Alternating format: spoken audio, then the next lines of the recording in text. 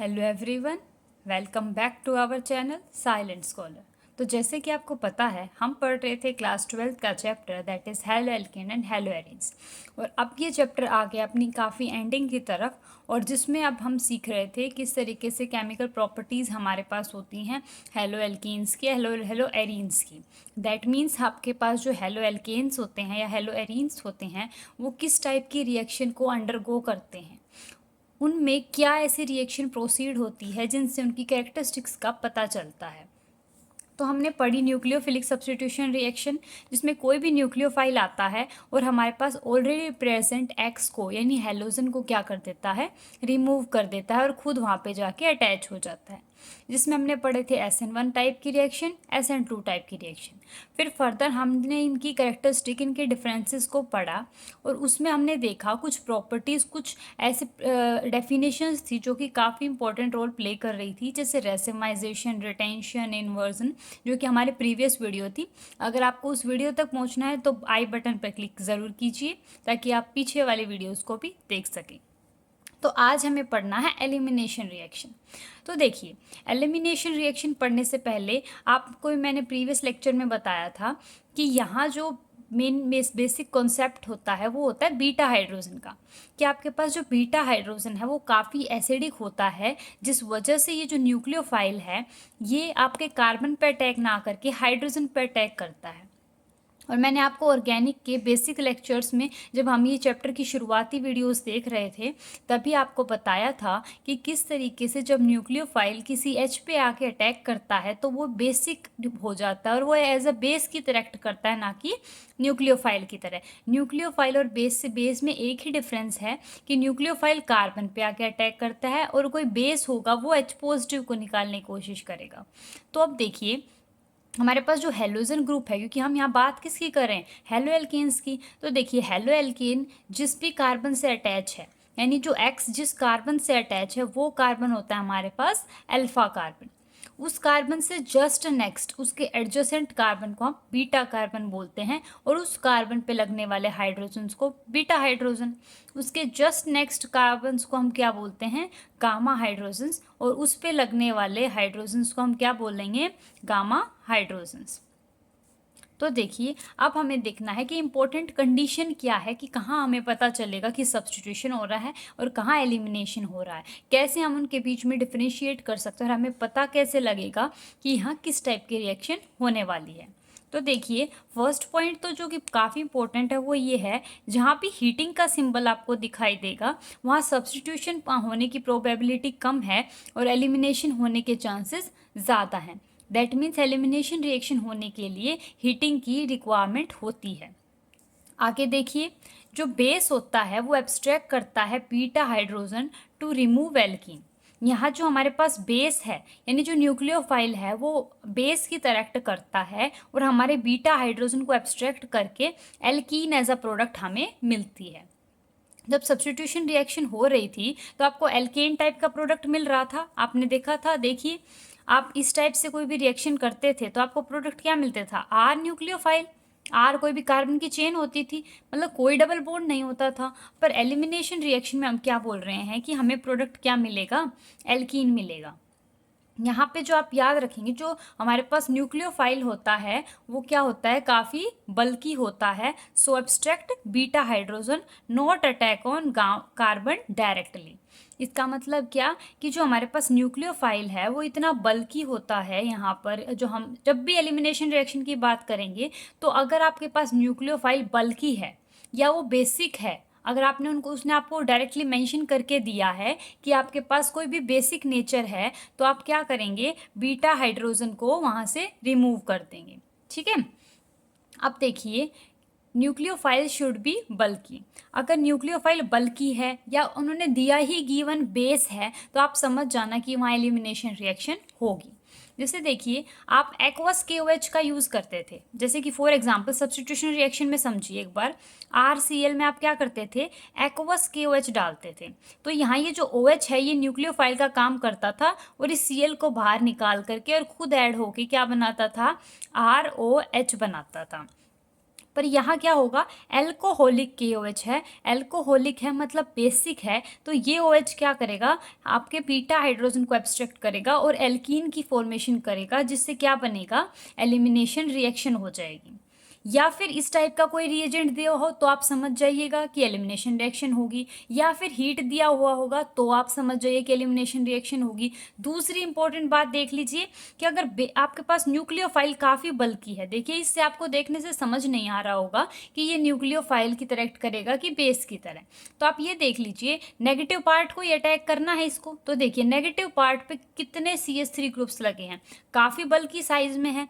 तो अगर इतना बल्कि इस R के पास जाएगा तो हिंड्रेंस नहीं क्रिएट होगी, तो R के पास ना जाके उस R के H के पास जाता है, सिर्फ H पॉजिटिव को एब्स्ट्रैक्ट करता है, एज अ बेस काम करता है, हेंस एल्कीन फॉर्मेशन होती है और एलिमिनेशन रिएक्शन का प्रोडक्ट मिलता है। तो एलिमिनेशन रिएक्शन को आप इन जनरल एक नेम देते हो, दैट इज डिहाइड्रोहेलोजिनेशन। इसका मतलब क्या, D means removal, hydro means hydrogen and halogen. इसका मतलब आपने सबसे पहले कोई बेस से H पॉजिटिव को हटाना है, और H पॉजिटिव को हटाते ही जैसे ही आप H पॉजिटिव को हटाओगे उसकी साथ साथ आपके पास हेलोजन भी रिमूव हो जाएगा, जिससे एल्कीन का फॉर्मेशन होगा। ये वर्ड अपने आप में एलिमिनेशन रिएक्शन को कम्प्लीटली डिफाइन कर रहा है। अभी आप मैकेनिज्म देखेंगे कि किस तरीके से एलिमिनेशन रिएक्शन होती है, तब आपको समझ में आएगा कि कैसे हाइड्रोजन के निकलने से आपके पास एल्कीन बनती है, और एल्कीन के बनने से उसके बाद हेलोजन का रिमूवल हो जाता है। That is the basic principle, या आप बोल सकते हैं मैकेनिज्म ऑफ एलिमिनेशन रिएक्शन। चलिए देखते हैं। अब देखिए, ये मेरे पास कोई जनरल सा सिस्टम है, ये इथेन टाइप का सिस्टम है, और उसकी फर्स्ट पोजीशन पे मैंने X लगा दिया। आपको पता है जिस भी पोजीशन पे X लगा है, जिस पोजीशन पे लगा उसको क्या बोलते हैं, अल्फा, एंड उसके नेक्स्ट एडजेसेंट पोजीशन को क्या बोलते हैं, बीटा, और उस पर लगने वाला हर हाइड्रोजन क्या कहलाएगा, बीटा हाइड्रोजन। मतलब हमारे पास 3 बीटा हाइड्रोजन है और तीनों क्या है, इक्विवेलेंट है, आप किसी का भी रिमूवल करा सकते हो।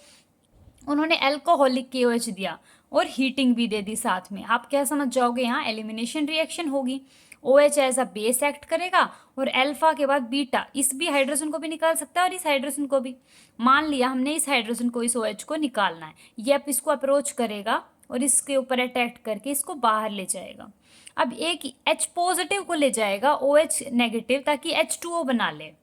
अब यहाँ क्या बच गया, ये बॉन्ड तो यहाँ एज इट इज बच गया, तो ये बॉन्ड यहाँ शिफ्ट हो जाएगा, और जैसे यहाँ डबल बॉन्ड आएगा, कार्बन के 5 बॉन्ड नहीं बन सकते, तो X क्या कर जाएगा, रिमूव कर जाएगा, जिस वजह से आपके पास एल्कीन बन जाएगी, और X as a better leaving group है तो बाहर निकल जाएगा, और OH ने H पॉजिटिव को लेके वाटर बना लिया, हैंस आपके पास पानी बनता रहेगा और प्रोडक्ट हमारे पास फॉर्म होता रहेगा।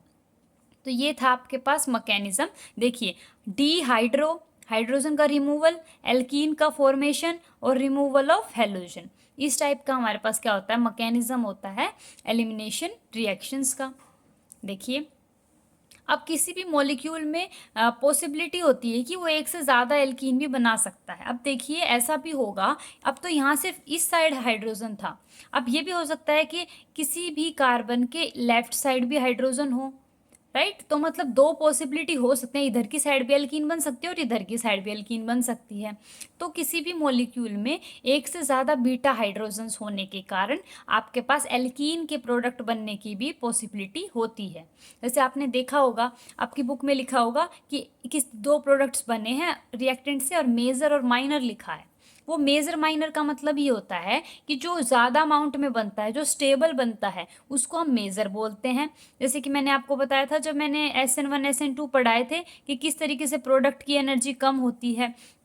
तो जब भी प्रोडक्ट स्टेबल होगा, रिएक्टेंट से ज़्यादा स्टेबल अगर आपके पास प्रोडक्ट है तो उसकी एनर्जी कम होगी, वो ज़्यादा स्टेबल होगा। तो इसी तरीके से ये बोला गया है कि एलिमिनेशन रिएक्शन में 2 टाइप के बीटा हाइड्रोजन्स हो सकते हैं। क्या पता वो हेलोजन जहाँ अटैच है उसके left side right side carbon की चेन हो, जिस वजह से दोनों एडजेसेंट हो। देखिए, अब जैसे मान लीजिए कुछ इस टाइप का सिस्टम है, तो यहाँ पे भी हाइड्रोजन्स हैं, ये भी बीटा कार्बन है और ये भी बीटा कार्बन है, क्योंकि आप खुद देखिए ये अल्फा है तो उसके एडजेसेंट ये भी होगा और ये भी होगा, और अगर यहाँ भी कोई कार्बन लगा हुआ है तो वो भी क्या होगा, बीटा होगा। तो मतलब यहाँ वाले भी क्या हो जाएंगे, हाइड्रोजन्स हो जाएंगे एक तरीके से, बीटा हाइड्रोजन। तो किसी भी एक सिस्टम में अलग अलग टाइप के बीटा हाइड्रोजन्स होने के कारण प्रोडक्ट्स की क्या होती है, अवेलेबिलिटी होती है एक से ज़्यादा प्रोडक्ट्स की। अब उन प्रोडक्ट्स में से ज़्यादा स्टेबल कौन सा है, किसको हम प्रेफरेंस देंगे, उसके लिए एक रूल आया जिसको हम बोलते हैं सेडजेफ रूल। सेडजेफ रूल किस लिए आया था हमारे पास, कि आपने बहुत सारी एल्कीन्स बना दी किसी एक रिएक्टेंट से, 3-4 एल्कीन बना दी। अब उनके अंदर से आपको स्टेबिलिटी कंपेयर करनी होगी कि कौन सा ज़्यादा स्टेबल है, ज़्यादा अमाउंट में मेजर प्रोडक्ट क्या फॉर्म होगा, वो आपको बताएगा सेडजेफ रूल।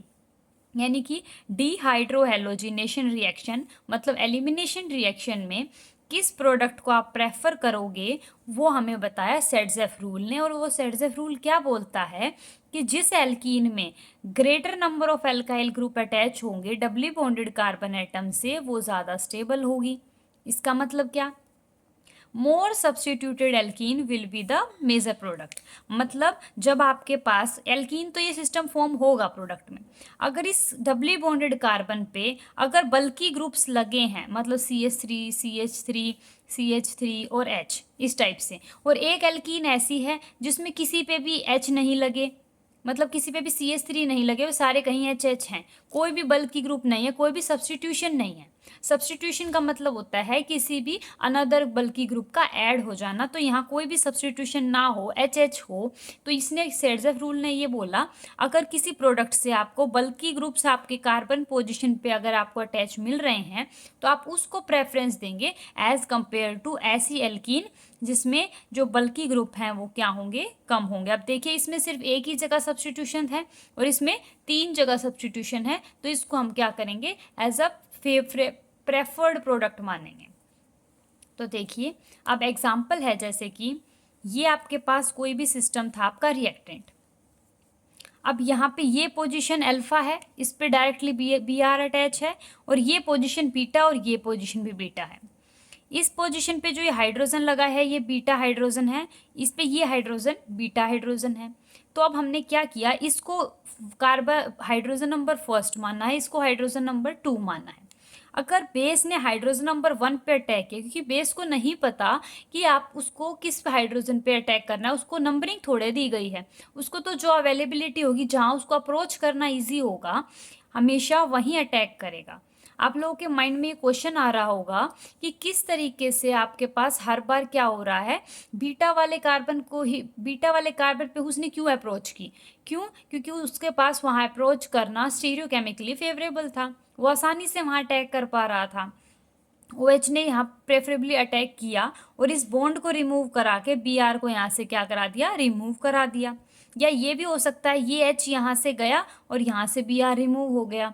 तो इस तरीके से जो अगर ये वाला OH आपके पास रिमूव हो रहा है तो एल्कीन क्या बनेगी इन दोनों के बीच में। तो देखिए हमने यही बनाया CH3 CH2 CH, इस पे जो H था वो रिमूव हो गया और यहाँ क्या बन गई एल्कीन, यहाँ जो Br था वो रिमूव हो गया, CH double bond CH CH3। अब देखिए ये आपके पास एल्कीन सिस्टम है, इस एल्कीन सिस्टम पे एक जगह पोजीशन पे तो H है और दूसरे पोजीशन पे ये बल्कि ग्रुप लगा है, एक पे तो H है और दूसरे पे बल्कि ग्रुप लगा है। अब देखिए दूसरा प्रोडक्ट बना के देखते हैं, दूसरे प्रोडक्ट में अगर ये H जाएगा तो यहाँ एल्कीन बनेगी CH2 डबल बॉन्ड CH, और ये आपके पास ग्रुप एज इट इज लिख देंगे हम। तो देखिए इस पोजीशन में दो, इस कार्बन पे यहाँ पे क्या था, एक CH3 ग्रुप लगा था और एक H लगा था, मतलब ये इस तरीके से था कि CH3 H और यहाँ ये बल्कि ग्रुप लगा था। यहाँ पे क्या था, 2 जगह सब्सटीट्यूशन है, और इस वाले में क्या है C double bond C H और एक ही सा क्या है सब्सटीट्यूशन है। तो यहाँ सिर्फ एक जगह सब्सटीट्यूशन है, यहाँ 2 जगह सब्सटीट्यूशन था। More substituted product according to Saytzeff rule क्या होगा, मोर स्टेबल होगा। तो ये मोर स्टेबल मेजर प्रोडक्ट बनना चाहिए। एक तो तरीका है ये निकालने का कि आप कार्बन डबल बॉन्ड कार्बन पे सब्सटीट्यूशन देख लीजिए, बल्कि ग्रुप देख लीजिए, हाइड्रोजन के अलावा बल्कि ग्रुप्स देख लीजिए, तो आप इजीली बता सकते हो जिस पे ज़्यादा बल्कि ग्रुप वो मोर स्टेबल। दूसरा तरीका क्या है, आप अल्फा हाइड्रोजन्स काउंट कर लीजिए। कैसे अल्फा हाइड्रोजन काउंट करते हैं, जो डबली बॉन्डेड कार्बन है ये आपके पास ऐसा फंक्शनल ग्रुप अटैच है, तो इस फंक्शनल ग्रुप के जस्ट नेक्स्ट आपके पास जो कार्बन है वो अल्फा कार्बन, इस अल्फा कार्बन और इस पे भी ये क्या हो गया, ये अल्फा कार्बन, और इससे ये नेक्स्ट क्या हो गया, बीटा कार्बन। आपके पास फंक्शनल ग्रुप से अटैच्ड कार्बन क्या हो गया, अल्फा कार्बन, और अल्फा के कार्बन के हाइड्रोजन अल्फा हाइड्रोजन्स, तो 2 हाइड्रोजन्स ये हैं और 3 ये हैं, तो आपके पास कितने total alpha hydrogen, 5 alpha hydrogens. यहाँ देखिए इस डबली बॉन्डेड कार्बन के साथ आपके पास एक ही कार्बन अटैच है, दैट इज अल्फा हाइड्रोजन, और इस पे लगने वाले ये 2 क्या आ गए आपके पास, अल्फा हाइड्रोजन, ये अल्फा कार्बन था, इस पे 2 अल्फा हाइड्रोजन। पर इस डबली बॉन्डेड ये जो डबली बॉन्डेड सिस्टम था इसके नेक्स्ट कार्बन ये तो अल्फा है, पर यहाँ इस कार्बन के नेक्स्ट कोई भी नेक्स्ट अल्फा कार्बन नहीं है जिसके आप अल्फा हाइड्रोजन काउंट करोगे। अब आप ये मत सोचिएगा कि इस कार्बन से लगने वाले ये दोनों अल्फा हैं, नहीं, डबली बॉन्डेड से नेक्स्ट जो कार्बन होगा ये एज अ हेलो, ये जैसे हम हेलोजन को देखते थे ना कि हेलोजन पे लगने के साथ जो कार्बन लगा होता था वो अल्फा होता था, ऐसे ही आप डबल बॉन्ड सिस्टम को as a functional group treat कीजिए। तो इस फंक्शनल ग्रुप के साथ जो कार्बन लगा होगा वही तो अल्फा हाइड्रोजन होगा, उस पे ही तो अल्फा हाइड्रोजन आएंगे, वही तो अल्फा कार्बन होगा। तो इसीलिए आप इसको फंक्शनल ग्रुप माने तो इससे नेक्स्ट कार्बन को आपको अल्फा कार्बन मानना है। यहाँ कोई भी अल्फा कार्बन नहीं है, तो सिर्फ इससे नेक्स्ट यही आपके पास अल्फा कार्बन है, 1 और 2 इसके पास क्या आ गए, अल्फा हाइड्रोजन। और जितने ज़्यादा अल्फा हाइड्रोजन उतनी ज़्यादा हाइपर कंजुगेशन स्ट्रक्चर्स और उतनी ज़्यादा स्टेबिलिटी। आपने पढ़ा होगा हाइपर कंजुगेशन क्या होती है, ये बॉन्ड की टाइप की क्या होती है, कंजुगेशन होती है, बॉन्ड कंजुगेशन आप इसको बोलते हो। जितने ज़्यादा कंजुगेशन में अल्फा हाइड्रोजन्स आएंगे उतनी ज़्यादा स्टेबिलिटी, क्योंकि कंजुगेशन क्या करती है, आपकी स्टेबिलिटी को इंक्रीज करती है, एनर्जी को डिक्रीज करती है, और कोई भी सिस्टम यही चाहता है कि उसकी एनर्जी कम से कम रहे और उसकी स्टेबिलिटी मैक्सिमम रहे। हम यही तो चाहते हैं ना कि हम आराम से रेस्ट करते रहें, हम आराम से रिलैक्स रहें, रिलैक्स रहते तो हमारी एनर्जी डाउन हो जाती है, स्टेबिलिटी इंक्रीज हो जाती है। हम किसी एक जगह स्टेबल होके बैठेंगे तो क्या होगा, हमारी एनर्जी डिक्रीज हो जाएगी ना। तो सिस्टम, ये मॉलिक्यूल्स भी इसी तरीके से हैं, इनके पास जितने अल्फा हाइड्रोजन ज़्यादा होते जाते हैं ये उतने ज़्यादा स्टेबल होते जाते हैं, उतने ज़्यादा संतुष्ट होते जाते हैं, और जितने ज़्यादा संतुष्ट होंगे हमारी एनर्जी उतनी रिलैक्स हो जाएगी, हमारी एनर्जी कम हो जाएगी, हम आराम से रिलैक्स बैठे रहेंगे। तो इनके साथ भी कुछ ऐसा ही है। तो हमने क्या देखा कि अब हमारे पास एलिमिनेशन रिएक्शन जब भी होगी तो आपको क्या देखना है, कैसे पता चलेगा एलिमिनेशन रिएक्शन हो रही है। पहले तो आपको वहाँ हीटिंग मिलेगी, हीटिंग का साइन मिलेगा। दूसरा आपको वहाँ कोई बेस मिलेगा, एल्कोहलिक जैसे KOH लिखा था, या फिर कोई बल्कि आपको क्या मिलेगा, न्यूक्लियोफाइल मिलेगा। ये सब कंडीशन अगर हैं तो वहाँ क्या होगी, एलिमिनेशन रिएक्शन होगी। और उसके अलावा अगर आपको एलिमिनेशन रिएक्शन में प्रेफर्ड प्रोडक्ट देखना है, अगर आपके पास हेलोजन जिस कार्बन पे लगा है उससे नेक्स्ट आपके पास कार्बन को आप चेक करेंगे, फंक्शनल ग्रुप जिस भी, आप जरूरी नहीं कि आप हमेशा आपके पास हमेशा हेलोजन ही लगा होगा, आप आगे जब भी पढ़ेंगे जिस भी कार्बन से फंक्शनल ग्रुप अटैच है उससे नेक्स्ट कार्बन को आप अल्फा बोलोगे, उससे नेक्स्ट को बीटा एंड उससे नेक्स्ट को गामा। जैसे कि आप यहाँ भी देख रहे थे, ये जो एल्कीन है, एल्कीन जिन 2 कार्बन के बीच है ये एक फंक्शनल ग्रुप का काम करते हैं, और इन फंक्शनल ग्रुप के जस्ट नेक्स्ट वाले कार्बन्स को हम अल्फा बोलते हैं, और अल्फा पे लगने वाले हर एक हाइड्रोजन अल्फा हाइड्रोजन। अब देखिए अल्फा से नेक्स्ट बीटा, अगर यहाँ भी अल्फा से नेक्स्ट कोई कार्बन होता तो वो बीटा हो जाता। तो सेट्सेफ एक बात बोलते हैं कि आपको इन डबली बॉन्डेड कार्बन पे जितना ज़्यादा सब्स्टिट्यूशन हो सके वो लेके आओ, वो प्रोडक्ट क्या होगा, मेजर होगा। अब हमें अगर इन पे सब्स्टिट्यूशन देखना है हम वो भी देख सकते हैं, या फिर आप अल्फा हाइड्रोजन्स काउंट कर लीजिए। जितने ज़्यादा अल्फा हाइड्रोजन्स होंगे प्रोडक्ट उतना ज़्यादा स्टेबल होगा, एनर्जी उतनी कम होगी, वही हमारा क्या होगा, मेजर प्रोडक्ट होगा। तो ये हमारे पास एलिमिनेशन रिएक्शन था। हम किस तरीके से एलिमिनेशन और सब्स्टिट्यूशन में फ़र्क करेंगे, इन कंडीशंस के बेसिस पे। अगर ये कंडीशंस नहीं होंगी तो वहाँ सब्स्टिट्यूशन पक्का होगा, अगर ये कंडीशन है तो आप पहले प्रेफरेंस किसको देंगे, एलिमिनेशन वाले प्रोडक्ट को प्रेफरेंस देंगे। ठीक है, आगे देखते हैं। अब हमारे पास जो हमारी लास्ट केमिकल प्रॉपर्टी बचती है हेलो एल्केन हेलो एरीन की, वो है रिएक्शन विद मेटल्स। अब देखिए मेटल्स की टेंडेंसी क्या होती है। मेटल की टेंडेंसी होती है कि वो इलेक्ट्रॉन को लूज कर देते हैं काफ़ी इजीली। आपने 11th क्लास में पढ़ा होगा कि जो एस ब्लॉक के एलिमेंट्स हैं, जो आपकी पीरियोडिक टेबल के जस्ट लेफ्ट साइड में हैं, एस ब्लॉक के एलिमेंट क्या है, उनकी प्रॉपर्टी क्या है कि उनकी आयनाइजेशन एनर्जी बहुत कम होती है। वो आसानी से क्या कर देते हैं, अपने इलेक्ट्रॉन को अपने अंदर से निकाल देते हैं। लूजली बाउंड होते हैं उनके इलेक्ट्रॉन न्यूक्लियस चार्ज से, तो आसानी से बाहर आ जाते हैं। मतलब उनकी जो शेल्स होती है ना, वो न्यूक्लियस से काफ़ी दूर होते हैं, तो उनका इलेक्ट्रॉन जो है ना इससे काफ़ी ज़्यादा अट्रैक्टफुल नहीं होता और वो आसानी से थोड़ी सी एनर्जी देने से बाहर निकल आता है। ठीक है, तो मेटल्स की इलेक्ट्रॉन देने की टेंडेंसी होती है। ठीक है, तो मतलब वो खुद उन पे क्या आएगा, पॉजिटिव चार्ज आ जाएगा ना। अब इलेक्ट्रॉन उन्होंने दे दिया तो उनके ऊपर क्या आ गई, इलेक्ट्रॉन की डेफिशिएंसी आ गई। तो अब ये क्या बोल रहा है कि जब ऐसे अब हम एल्काइल हैलाइड को ऐसे मेटल्स के साथ रिएक्ट कराएंगे जिनके पास इलेक्ट्रॉन की कमी है, तो किस टाइप का हमारे पास कंपाउंड बनेगा, क्या उनकी प्रॉपर्टीज़ होंगी और क्या उनको आगे फर्दर केमिकल प्रॉपर्टीज़ उनकी इतनी स्पेसिफिक है, क्या उन्हें आगे यूज़ किया जा सकता है। तो हाँ, क्या है यहाँ पे कि जब एल्काइल हैलाइड्स मतलब आर हमारे पास एक्स को आप क्या करेंगे, जहाँ पे एक्स क्या है, क्लोराइड, ब्रोमाइड एंड आयोडाइड, इनको अगर आपने किसी सर्टेन मेटल जैसे कि मैग्नीशियम, कैल्शियम, सोडियम, पोटेशियम, ऐसे मेटल्स के साथ जब आपने रिएक्ट कराया, तो ये क्या है, एक तरीके से आर ग्रुप क्या है, ऑर्गेनिक कंपाउंड है ना। मैंने आपको स्टार्टिंग में ही बताया था ऑर्गेनिक एंड हिट्रो कंपाउंड्स में डिफरेंस हमारे लेक्चर फर्स्ट में, कि ऑर्गेनिक कंपाउंड्स क्या होते हैं, कार्बन और हाइड्रोजन, सिर्फ इन्हीं से हमारी पूरी ऑर्गेनिक बनी है। और हिट्रो एटम कार्बन और हाइड्रोजन को छोड़ के नाइट्रोजन, ऑक्सीजन, फ्लोरीन, जितने भी और एटम्स बचे हैं उन्हें हम हिट्रो एटम्स बोलते हैं। तो हमने क्या किया, मेटल की रिएक्शन करा दी ऑर्गेनिक कंपाउंड से, तो आपके पास कैसे टाइप का कंपाउंड बनेगा, ऑर्गेनो मेटालिक कंपाउंड। देखो नाम से पता चल रहा है कि किसी ऑर्गेनिक कंपाउंड की रिएक्शन मेटल से कर दी, जिससे आपके पास क्या बना कंपाउंड, ऑर्गेनो मेटालिक कंपाउंड। मतलब जब आपके पास कार्बन की डायरेक्ट बॉन्डिंग हो किसी मेटल से, तो ऐसे सिस्टम को आप क्या बोलोगे, ऑर्गेनो मेटालिक कंपाउंड। जो हमारे पास विक्टर एक साइंटिस्ट थे जिन्होंने 1900 में ग्रिग्नार्ड रिएजेंट को आपने इन्होंने क्या किया, प्रिपेयर किया।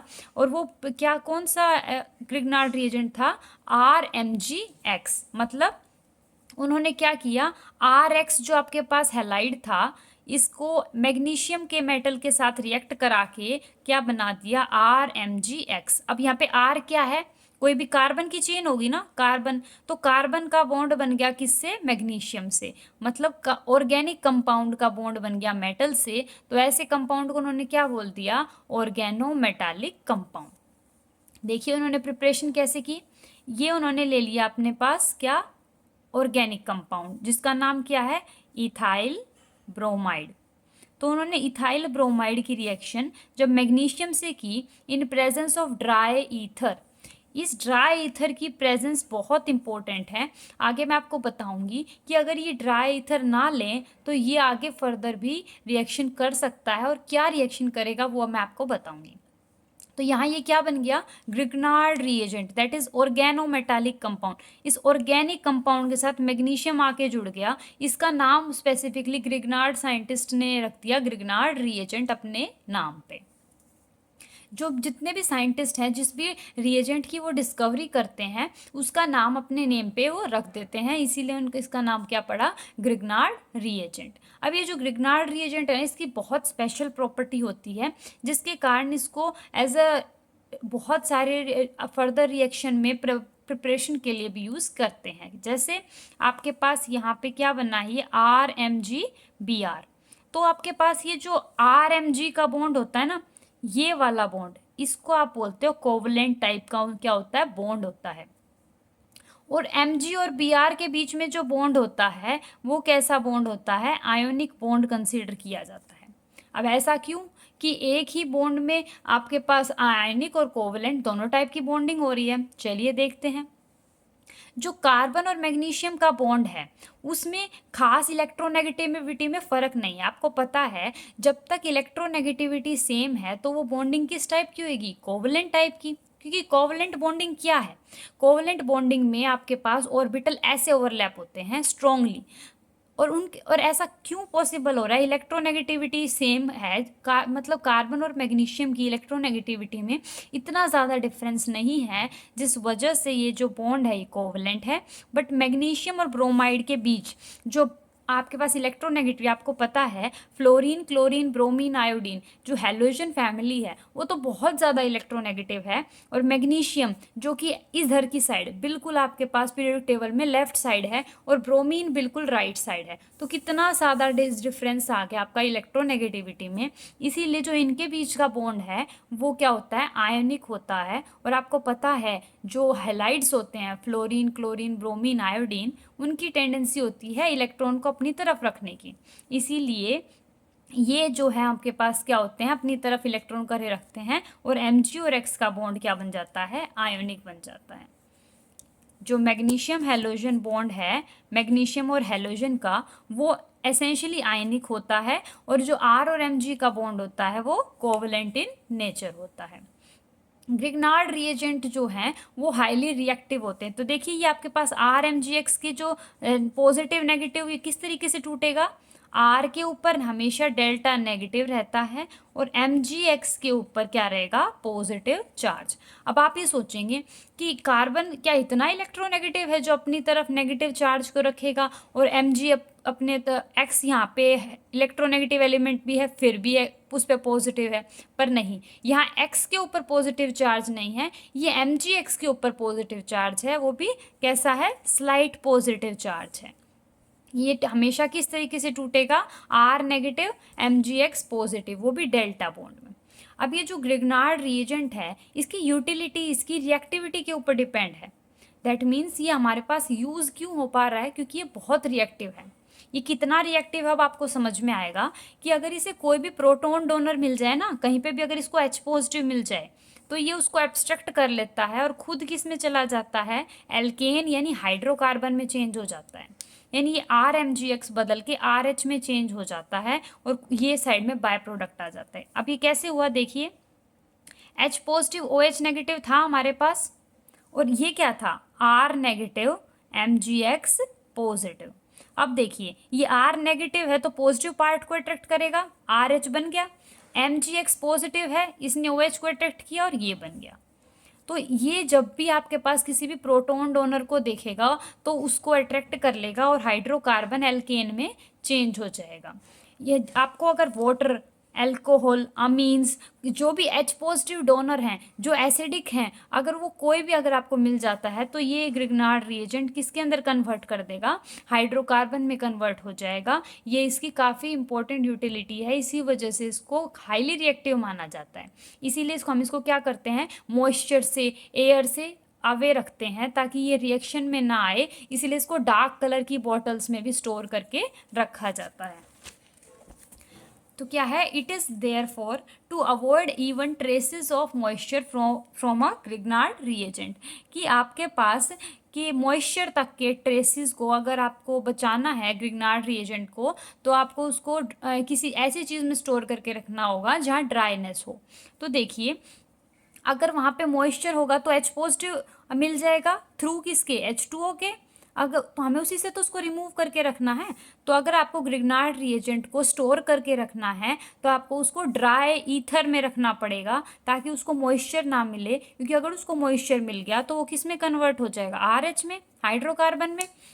अगर आपको इसको स्टोर करके रखना है तो आपको किस में रखना है? इसको ड्राई ईथर में। इसीलिए जब मैंने आपको शुरुआत में इसकी प्रिपरेशन दिखाई थी तो ऊपर क्या लिखा था? ड्राई ईथर, एरो के ऊपर ड्राई ईथर लिखा था। और ये हमारे पास इस, अब देखिए अगर आपको कहीं हैलाइड से हाइड्रोकार्बन से में जाना हो डायरेक्ट, तो आप क्या मेथड यूज़ करेंगे? उस वहाँ पे RMgX डालेंगे और वहाँ पे H2O डाल देंगे, मॉइस्चर की प्रेजेंस दे देंगे, जिस वजह से हैलाइड किस में कन्वर्ट हो जाएगा? हाइड्रोकार्बन में। इसको आप याद रखेंगे, ये कन्वर्जन्स करने में बहुत हेल्पफुल है। कि वैसे तो हम किसमें रखते हैं ग्रिग्नार्ड रिएजेंट को? ड्राई ईथर में। पर अगर ड्राई ईथर को H2O की प्रेजेंस दे दी जाए, मॉइस्चर की प्रेजेंस दे दी जाए, तो वो कोरस्पॉन्डिंग हाइड्रोकार्बन्स में चेंज हो जाता है। तो आज के लिए बस इतना ही। कल हम पढ़ेंगे Wurtz reaction, Wurtz Fittig reaction और बहुत सारी नेम रिएक्शंस, और कुछ हमारा पोर्शन जो हेलोएरिन्स का रहता है उसको कंप्लीट करेंगे ताकि ये हमारा चैप्टर कंप्लीट हो। तो तब तक आप सारी वीडियोस को देखते रहिए। कोई भी डाउट हो तो प्लीज़ कमेंट सेक्शन में ज़रूर डालिए और अच्छे से प्रैक्टिस करते रहिए। आपके लाइक और आपके कमेंट्स हमें आगे काम करने के लिए मोटिवेट करते रहते हैं। चैनल पे नए नए हैं तो सब्सक्राइब कीजिए, लाइक कीजिए, ताकि हम यूँ ही मेहनत करते रहें। Thank you and happy learning.